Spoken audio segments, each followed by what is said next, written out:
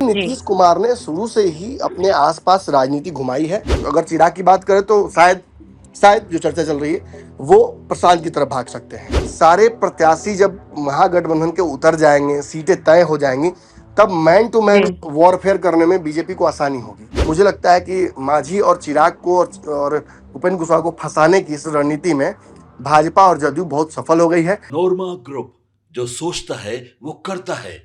आपके अपने सपनों का आशियाना।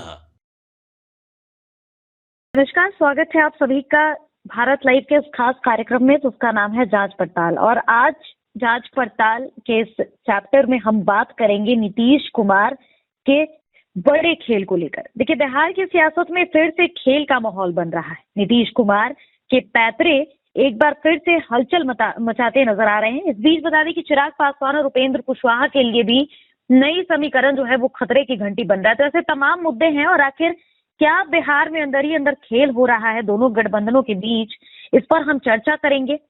महागठबंधन जो है वो पूरी सेटिंग कर चुकी है, और इधर एनडीए गठबंधन भी पूरी तैयारी के साथ है। तो चलिए, हमारे साथ हमारे संपादक लाइन पर मौजूद हैं, उनसे बातचीत करते हैं और बातचीत करके तमाम मुद्दों पर जो कंक्लूजन है वो लेने की कोशिश करते हैं। सर, जिस तरीके से बिहार में जो सियासत है वो बदल रही है, बिहार में जो खेल का माहौल है सियासत का वो बदल रहा है, तो इसमें नीतीश कुमार के पैतरों की बात सामने आ रही है। तो क्या एक बार फिर से नीतीश कुमार जो है वो अपने पुराने वाले रोल में आने वाले हैं क्या? देखिए, नीतीश तो हमेशा से उसी रोल में रहे हैं। नीतीश ने कभी रोल बदला नहीं है। नीतीश जी। अक्सर अपने आसपास के लोगों का रोल बदल देते हैं। अब फॉर इंस्टेंस जी। 2020 में चुनाव हुआ, एनडीए के साथ वो थे, जी। समीकरण अच्छा था, सरकार बनी। फिर 2 साल 1.5 साल में ही उनको लगा कि नहीं, अब एनडीए के साथ नहीं रहना चाहिए। जो भी जी। कारण रहा हो सकता है कि चिराग पासवान के 2020 के चुनाव में जो खेल किया था वो चिराग ने, वो या फिर नीतीश कुमार को पलटने की साजिश भाजपा रच रही थी। जिस भी कारण से हो, जी। नीतीश कुमार ने महागठबंधन के साथ जाना तय किया। नीतीश तो वहीं रहे। जी। पलटा कौन? बीजेपी। पलटा कौन? बीजेपी, एनडीए के बिल्कुल। सहयोगी। और फिर जी। उधर से तेजस्वी पलट कर इधर आ गए। तो निश्चित ही जी। नीतीश कुमार ने शुरू से ही अपने आसपास राजनीति घुमाई है। ये उनकी जी। ताकत भी रही है, ये उनकी काबिलियत भी रही है। और नीतीश कुमार के राजनीति में एक हमेशा से ये एक एक्स फैक्टर जी। रहा है कि वो कम सीटों जी। के बावजूद भी बिहार के मुख्यमंत्री रहे हैं। अब रही बात इस चुनाव की, तो निश्चित ही इस चुनाव में नीतीश कुमार की पार्टी बहुत कमजोर तौर पर जा रही है। अगर जी। कमजोर नीतीश कुमार नहीं होते तो उनकी पार्टी की स्थिति कुछ और होती। जी। लेकिन इस बात से कतई इनकार नहीं किया जा सकता कि नीतीश कुमार में वो काबिलियत है कि वो इस तूफान से भी अपनी पार्टी को और खुद को निकाल लेंगे। ये बचा ट्र- लेंगे, ये बिल्कुल। ये हाँ, ये ट्रैक रिकॉर्ड बताता है उनका। पिछला कई जी। चुनाव का ट्रैक रिकॉर्ड निकालिएगा तो नीतीश कुमार सब जी। पर अव्वल पड़े हैं। डिस्पाइट की उनकी पार्टी का प्रदर्शन कैसा रहा उस चुनाव में, डिस्पाइट की जो एग्जिट पोल्स हैं उसमें उनकी सरकार बनती नजर आई या नहीं बनती नजर आई, उन्होंने हर जी। बार हवा के विपरीत अपनी लौ जलाई है। और ये नीतीश के राजनीति का एक बहुत बड़ा, बहुत महत्वपूर्ण हिस्सा इतिहासों में भी लिखा जाएगा। लेकिन जी। एक बात और, नीतीश कुमार इस चुनाव में किस तरफ जाएंगे? क्या नीतीश जी। कुमार वर्तमान एनडीए में संतुष्ट हैं, या जो जी। सर्वे रिपोर्ट्स बार बार नीतीश कुमार को चुनौती दे रहे हैं? लगभग सभी सर्वे रिपोर्ट्स में नीतीश कुमार की जी। पॉपुलैरिटी जी। तेजस्वी के सामने बहुत कम दिखाई जा जी। रही है। कम कम दिखाई दे रही, बिल्कुल। हाँ। और महाराष्ट्र वाला खेल होने का भी डर है।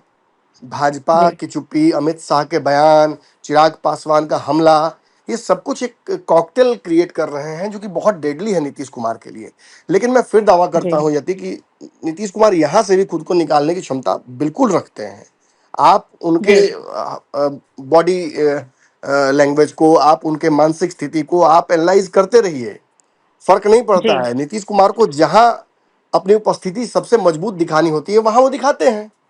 ऐसा थोड़ी जी। है कि नीतीश कुमार जहां मुख्यमंत्री को बैठना नहीं चाहिए वहां नहीं बैठ कर कहीं और बैठ जाते हैं। उन्हें खूब जी। पता है कि कहाँ सही बैठना बात है। है, उन्हें खूब पता है कि जी। क्या नेगोशिएट करना है, उन्हें खूब पता है कि जी। बिहार की कुर्सी नहीं छोड़नी है।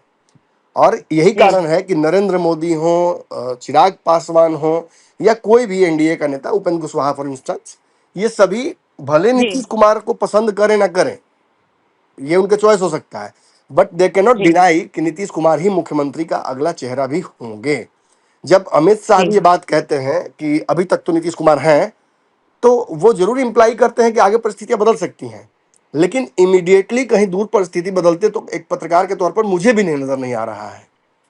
अभी भी नीतीश कुमार ही पिवट होंगे जिसके आसपास जी आरजेडी और बीजेपी की सरकार बिहार में बनती एनडीए या महागठबंधन की नजर आ रही है।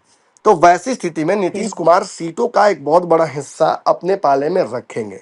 इसका एक बहुत बड़ा जी कारण ये है कि नीतीश चाहेंगे कि ये पूरी ताकत जो है नेगोशिएशन की या सरकार बनाने की, देखिए अगर नीतीश के पास विधायकों की संख्या 45-40 रहेगी तभी वो जी बीजेपी या फिर आरजेडी के साथ मिलकर सरकार बना पाएंगे, सत्ता के केंद्र में रह पाएंगे। बिल्कुल। तो नीतीश का जी पूरा मकसद यही है, या तो अपनी पार्टी को 120 100 से अधिक सीटों पर लड़ाकर ज्यादा विधायक जिता लेना और नंबर 1 पार्टी बनना, या जी अगर खराब चुनाव भी जाए तो 40-45 विधायक जिताना, ताकि अगर एनडीए उन पर दबाव डाले कि कुर्सी छोड़ दीजिए तो वो तेजस्वी के साथ जाकर सरकार बना लेंगे और जी वहां मुख्यमंत्री बन जी जाएंगे, बिल्कुल। कोई बड़ी बात नहीं है। हम्म। तो ये सेफ्टी वॉल्व है नीतीश कुमार का, इसीलिए नीतीश ज्यादा सीटों पर चुनाव बिहार में लड़ना चाहते हैं। अब वो संख्या क्या है, जी जो सोर्सेस बता रहे हैं 100 से अधिक वो संख्या होगी। नीतीश जी अगर भाजपा 100 सीटों पर लड़ती है तो नीतीश 101 पर लड़ेंगे, ये तय है। लेकिन जो जी खबरें आ रही हैं वो ये हैं कि नीतीश की पार्टी 122 से नीचे आने के लिए तैयार नहीं है। नीतीश आइडियली चाहते हैं कि महाराष्ट्र वाला खेल ना हो, इसके लिए अपनी जी संख्या तो बढ़ाए ही, भाजपा को इतना संकुचित हम्म। कर दे कि भाजपा चाह कर भी नीतीश कुमार के आगे परे उनके विकल्प के तौर पर किसी को अपने पार्टी से प्रस्तुत ना कर सके। और इसका कारण क्या होगा, भाजपा अगर नीतीश कुमार 120-22 सीटों पर लड़ते हैं, 115 सीटों पर लड़ते हैं, तो बचती हुई सीटें इतनी ही हैं, 115-20। अब उतनी सीटों में आप जरा समझिएगा कि चिराग को 30 देना है, मांझी 10-15 मांग रहे हैं, उपेंद्र कुशवाहा पिछली बार की तरह 10-12 सीटें मतलब वो एक्सपेक्ट कर रहे हैं। भाजपा तो उस हिसाब से 70 सीटों पर लड़ पाएगी ना, 70-80 सीटों पर। जी तो फिर तो वो संभव नहीं है, जी फिर तो भाजपा का बिल्कुल। प्रदर्शन भाजपा के जीते हुए विधायक उतना है, उससे ज्यादा है। 80 के आसपास विधायक भाजपा के जीते हुए हैं, अभी उनके पाले में है। जी तो भाजपा को किसी स्थिति में ज्यादा लड़ना होगा तब वो उसकी विनेबिलिटी ज्यादा होगी। तो नीतीश जी कुमार लेकिन हम्म सर यहाँ मैं रोकना चाहूंगी आपको। जी जिस तरीके से 243 ही सीटें हैं और आज सुबह ही मैं कहीं पढ़ रही थी तो वहाँ पे ये था कि शायद जदयू और बीजेपी 100 सीटों पर मान जाए, लेकिन चिराग पासवान की मांग तो 40 सीटों की है। तो फिर आखिर समीकरण बैठेगा कैसे? देखिए अगर ये 100 सीट पे भी लड़ जाते हैं ना, तब भी जी तब भी जो बची 43 सीटें हैं वो 3 जी सहयोगियों के बीच बट नहीं पा रही हैं, नहीं जी पूरा हो पा रहा है। सबकी सबकी भावना का ख्याल नहीं रखा जा सकता है, सबकी मांग पूरी नहीं की जा सकती है उस बचे हुए 43 सीटों में। इसके लिए किसी एक पार्टी को 100 से नीचे आना ही पड़ेगा, या इन 3 दलों को किसी प्रकार से मन मारकर इस गठबंधन में रुकना पड़ेगा, जिसका कहीं ना कहीं इशारा थोड़ा बहुत चिराग के बयान या उपेंद्र कुशवाहा के नीतीश के प्रति जी दिखाए जा रहे सिंपैथी से लग सकता है आपको। खैर देखिए एनडीए के दलों को ये लगता है और ये हर सर्वे जी में भी दिखाया जा रहा है कि एनडीए के पास बिहार का मेजर वोट शेयर आ गया है, तो 5 दलों के जुड़े रहने के चलते। तो ऐसी जी स्थिति में इनकी सरकार बनती नजर आ रही है, भले ही तेजस्वी सीएम के पॉपुलर फेस नजर आ रहे हो हर जगह, लेकिन जी सच है कि एनडीए के पास वोट शेयर बिहार का बड़ा है और इसे बढ़ाने में वो सफल भी नजर आ रहे हैं। लेकिन नीतीश कुमार इतनी आसानी से हथियार डालेंगे नहीं। नीतीश कुमार ने लगभग ये स्पष्ट कर दिया है, और जिसके चलते मैं जो खुलासा भी करने वाला हूं ये करने जा रहा जी हूं कि एनडीए में बाकी 3 दलों को नीतीश कुमार ने भाजपा के रहमो करम पर छोड़ दिया है। एक जी सीट इसमें, मतलब अब आपकी नहीं, हाँ अब बीजेपी पार लगाएगी, हमसे वास्ता मत रखिए, ये वाला सिचुएशन है। बिल्कुल नहीं। आपने देखा ना आनंद सिंह से, आनंद मोहन से बार बार मुलाकात करके नए नए लोगों को जदयू में जोड़ा जा रहा है। क्यों? ये ज्यादा से ज्यादा सीटों पर पार्टी लड़ना, को मजबूत करने के लिए। हाँ बिल्कुल बिल्कुल। बिल्कुल, ज्यादा से ज्यादा सीटों पर कैंडिडेट खोजे जा रहे हैं। पुराने कैंडिडेटों में जो गड़बड़ है उनको हटाया जाएगा, नए लोगों को जोड़ा जाएगा। जी मतलब कहीं ना कहीं अगर दूर से भी देख रहा हूं तो 100 से कहीं अधिक सीटों पर जदयू का लड़ने की तैयारी है। ऐसी स्थिति में बाकी हम्म। 3 दलों को इस गठबंधन में बनाए रखना बड़ा मुश्किल होगा, और इसी को जी लेकर रणनीति भाजपा जदयू ने मिलकर बना लिया है। जो मैं बताने वाला हूं जी ये आपको पूरे चुनाव में देखने को मिलेगा। आपको याद होगा मैं बार जी बार यति बोल रहा हूं कि इस अगस्त के अंतिम हफ्ते में क्लैरिटी आ जाएगी महागठबंधन में सीटों की। ये इस जी बार रणनीति नीतीश कुमार और भाजपा ने बना रखी है, और जिसके चलते उनके जी सहयोगी बेचैन भी हैं कि अगर इस तरफ सीटें अपने हिसाब से 120 या 100 सीटें बांट लेते हैं ये लोग, तो बाकी दल जी, अपने आप समझ जाएंगे। ऑप्शन नहीं बचेगा। हाँ, जी, ये तीनों ऑप्शन दल नहीं जो है, बचेगा। मांझी, कुशवाहा और चिराग, इनके पास ऑप्शन नहीं बचेगा और ये बेचैन जी, होकर या तो महागठबंधन की तरफ भागेंगे, या ये जी, अगर चिराग की बात करें तो शायद शायद जो चर्चा चल रही है वो प्रशांत की तरफ भाग सकते हैं। लेकिन जी, मजेदार बात यह है, जैसे ही अगस्त के अंतिम हफ्ते तक आते आते सीटों की क्लैरिटी या बंटवारा अगर हो जाता है महागठबंधन का, और वहां हम्म, पशुपति पारस को, आईपी गुप्ता को, और जो वर्तमान के लेफ्ट की पार्टियां हो या जी, कांग्रेस हो या सब, जी, इनको जब वीआईपी को जब सीटें मिल जाएंगी, तब सीटें बचेंगी नहीं किसी नए दल को एडजस्ट करने के लिए, और तब जी, मांझी, चिराग या फिर उपेंद्र कुशवाहा उपेंद्र चाह कुशवाहा, जी कर बिल्कुल। भी महागठबंधन की तरफ नहीं जा पाएंगे। यानी जदयू के 120-22 सीटों के जो स्टैंड है, उस पर जब जी, भाजपा उसको नहीं समझा पाई, तो भाजपा ने बहुत नई रणनीति एक इख्तियार कर ली है कि इन दलों को, जी, जो तीन दल हैं, इनको अपने साथ बनाए रखने के लिए जो सीट का बंटवारा है वो महागठबंधन के बाद करेंगे। यानी महागठबंधन के, मतलब हाँ सर, ये मतलब बीजेपी की ये इंटरनल प्लानिंग है, आप ये कहना चाह रहे हैं साफ तौर पर कि जब तक महागठबंधन सीट नहीं बांटेगी तब तक एनडीए भी अपना डिस्क्लोज नहीं करेगी। बिल्कुल बिल्कुल, ये जदयू और भाजपा ने मिलकर रणनीति बना ली है कि जी, महागठबंधन के सीट बंटवारे के अनाउंसमेंट प्रेस कॉन्फ्रेंस के बाद ही अपनी सीटों की हम्म, कवायद ये शुरू करेंगे।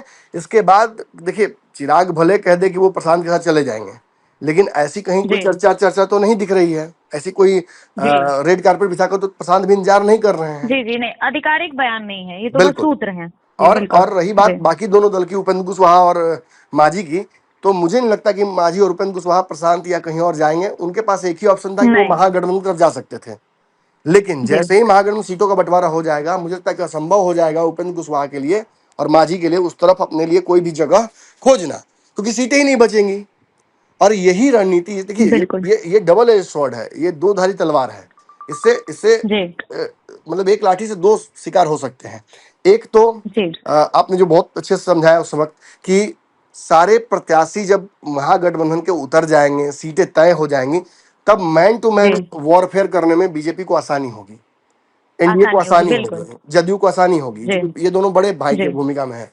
तो जी, एक तो ये फायदा हो जाएगा। दूसरा फायदा ये होगा कि इन जैसे ही ये सीटें अनाउंस होंगी महागठबंधन की, वैसे ही हम्म, मुकेश सहनी, लेफ्ट की पार्टियां, जो और भी दल हैं यहाँ पे, आरजेडी है, कांग्रेस है, ये अपने अपने तरफ से कॉन्फिडेंट हो जाएंगी, अपने प्रत्याशियों को क्षेत्र में भेज देंगी या अपने जी, प्रत्याशियों के लिस्ट अनाउंस करने लगेंगी।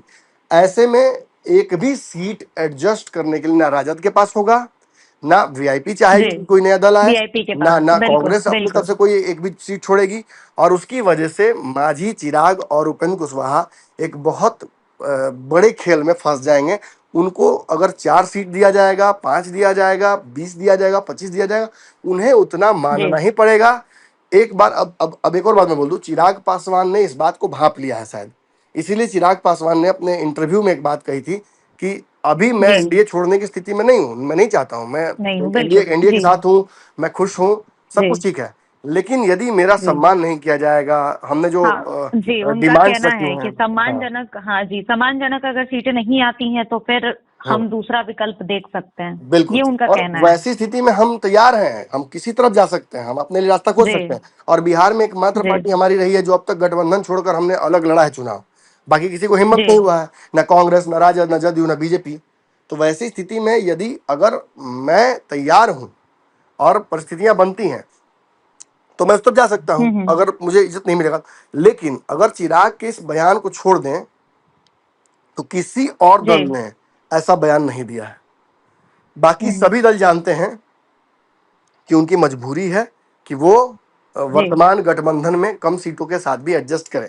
और having said that, Chirag Paswan ने जब ये कहा है, तब चिराग पासवान बार बार ये इशारा भी कर रहे हैं उन्हीं इंटरव्यूज में कि उनके लिए सीटों की संख्या से ज्यादा सीटों की क्वालिटी इंपॉर्टेंट है।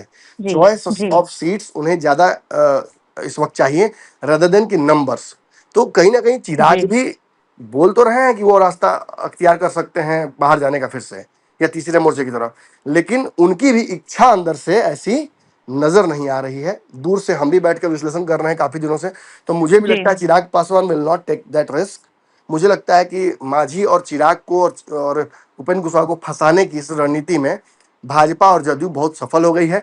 भाजपा चाहती है कि नहीं फंसाना इनको, ये तो मैं नहीं कह सकता हूँ, लेकिन जी जदयू के मोनोपोली की वजह से या जदयू के एक रिजिड स्टैंड की वजह से मुझे लगता है कि हम्म। बीजेपी को भी जानबूझकर ये करना पड़ रहा है। जैसे ये कुछ ऐसे कह सकते हैं कि मान लीजिए आपका कोई आपका भाई आपके साथ बैठा हुआ है बस में, जी और जी आपको आपको अपने कुछ मित्र नजर आ जाते हैं और बस में जगह नहीं है, तो आप किसी एक मित्र को एडजस्ट करने की कोशिश करते हैं, लेकिन आपका भाई घसकने के लिए तैयार ही नहीं है। तो वैसी स्थिति जी में सही बात है। आपको भाई और अगर चुनना पड़े मित्रों में से, तो निश्चित है आप भाई की तरफ रहिएगा और मित्रों से आप कहिए कि भाई क्या जी कर सकते हैं। मुझे लगता है कि बीजेपी जी ऐसी ही स्थिति में फंस गई है, और कहीं ना कहीं मुझे जी लगता है कि आगे चल के यही देखने को आपको एग्जैक्टली अगस्त के लास्ट वीक में या सितंबर के फर्स्ट वीक में आपको हम्म। देखने को मिलेगा। एक मतलब आखिरी सवाल सर मैं आपसे ये करूंगी। मतलब किसी भी जी स्थिति में महागठबंधन की सीटें पहले बढ़ती नजर आ रही हैं। जी तो सर एक आखिरी सवाल तो यही रहेगा मेरा कि आपने कहा कि महागठबंधन जो है वो पहले सीटें बांटेगी फिर एनडीए बांटेगी, और चिराग पासवान और उपेंद्र कुशवाहा जो हैं हम्म। जो दांत पिजा करके बैठे हैं कि हमें इतनी सीटें चाहिए इतनी सीटें चाहिए, अगर ये नहीं हो पाता है, अगर उनकी मनचाही सीटें उनको नहीं मिलती हैं, तो क्या तीसरे मोर्चे की तरफ प्रशांत किशोर के साथ ये लोग बढ़ेंगे? ये मांझी और उपेंद्र कुशवाहा का तो मुझे नहीं पता, लेकिन जी चिराग पासवान ने ऐसे संकेत दिए हैं। जी लेकिन मुझे पता है कि चिराग अच्छे से समझ चुके हैं, दूध का जला छाछ भी फूंक कर पीता है। उन्हें जी आइडिया है, बिल्कुल। पिछले चुनाव में वो जो जिस तरह से लड़े थे और लड़ने के बाद उनकी पार्टी सब कुछ छीन लिया गया था। आज चिराग के पास 5 जी सांसद हैं, केंद्र में मंत्री हैं, वो पार्टी के जी संगठन है, कार्यालय मिल गया है वापस, घर मिल गया है, जी सब कुछ वापस मिल गया है, पद सम्मान प्रतिष्ठा, मोदी के बगल वाली कुर्सी सब मिला हुआ है। इतना कुछ छोड़कर, इतना कुछ रिस्क लेकर चिराग अगर बाहर जाकर जी चुनाव लड़ेंगे 4-5 सीटों के लिए, मुझे ऐसा होता नजर नहीं आ रहा। जी धन्यवाद सर। तो देखिए तमाम मुद्दों पर बातचीत हो रही थी, हमारे साथ हमारे संपादक भी जुड़े थे, और जांच पड़ताल में आज हम बात कर रहे थे कि आखिर क्या नीतीश कुमार फिर से अपना जो चक्कर है, उनके जो पैतरे वाली चीजें हैं उस पर काम करना शुरू कर चुके हैं। और अगर ऐसी चीजें चल रही हैं एनडीए गठबंधन में, जैसा कि सर ने बताया है कि महागठबंधन में पहले सीटों का बंटवारा होगा, इसके बाद ही एनडीए सीटों का बंटवारा करेगी ताकि किसी भी गठबंधन के भीतर के पास विकल्प ना रहे। तो ऐसे में चिराग पासवान और उपेंद्र कुशवाहा के साथ साथ जीतन राम मांझी का क्या रुख रहेगा सीट शेयरिंग के बाद, ये देखना बहुत दिलचस्प होगा। फिलहाल इस कार्यक्रम में इतना ही, धन्यवाद।